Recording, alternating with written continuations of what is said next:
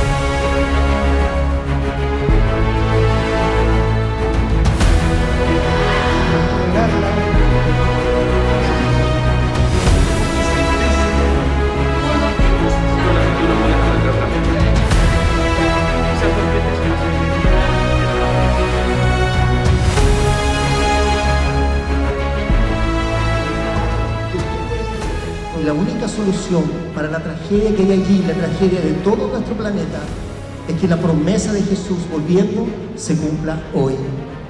Es por eso que hoy día te invito y te desafío para que puedas unirte a la misión. Bendice a cada uno de los presentes. Que sin conexión no hay misión.